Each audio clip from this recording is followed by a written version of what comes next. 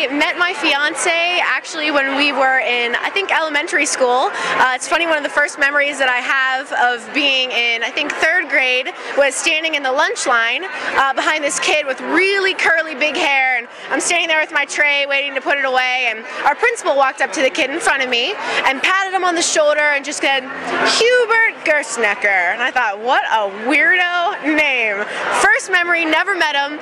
Met him again in about 10th grade when we did musicals together in high school. Turned out the same Hubert Gerstnecker, who would become, I guess, my husband about 8 years later. So the way that he proposed was actually kind of cool. Again, we've been dating for a really long time, so we've been getting the question for years, when you get married? Which gets kind of old, as everyone can attest to. Actually, the day that we got engaged was about a week after my birthday, my 24th birthday, and I had just gone to get my driver's license photo that morning, so I came home early, put on my pajamas. It was pouring down rain outside, so I thought, all right, I'm just going to stay home all day, watch movies, it's going to be great. And Bert was going to be gone because he said he was going to go play paintball all day at a tournament, which isn't unusual, so I didn't think anything of it.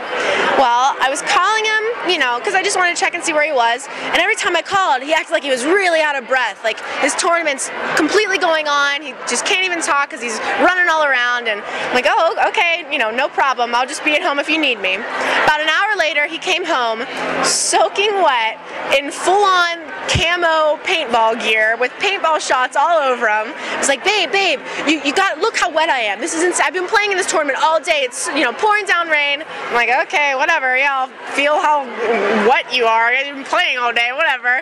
So he said, okay, I just got to go fix something with this, you know, paintball gun. I'll be right back down, and then I got to go out again. I'm like, all right, whatever you got to do, just do it, buddy.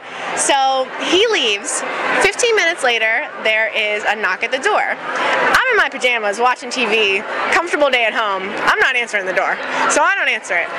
So about 5 minutes later, a furious knock at the door, and I think, oh God, okay, maybe something's wrong, I'll get the door.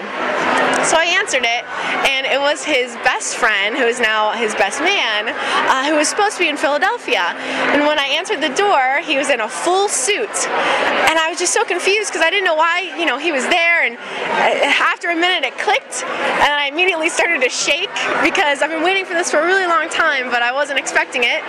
And he handed me a piece of paper that looked like a wedding invitation, and it said, Amanda, you have 35 minutes to get dressed in evening attire.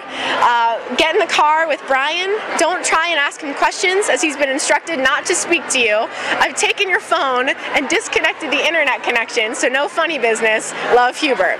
So I freaked out. I already had my hair and makeup done because I had my driver's license photo.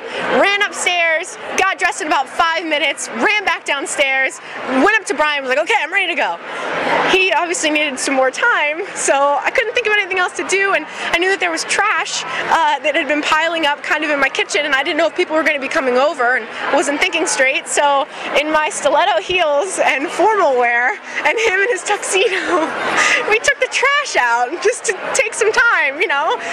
Then we got into a limo that he had rented and started to drive towards Pittsburgh, and we ended up at the bottom of the incline, and Bert was standing there in, you know, his little suits, and we walked up to the incline. I was making small talk, like, how about this weather? How about them Steelers? I didn't know what to talk about, and so we were on the incline together, and he got down on his knee and asked me if I would marry him, and of course I said yes. After that, he took me to dinner at Lamont. He had people timed as to when they were supposed to call me on my cell phone, and then when we were done, we were going back to the hotel that he had for us for the night, and he's like, okay, wait, I have to make a quick pit stop, you know, will you come with me? Okay, sure.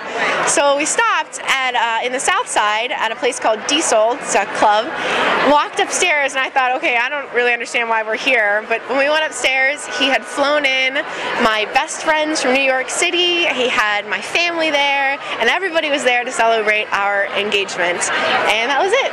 Hopefully the story continues from there.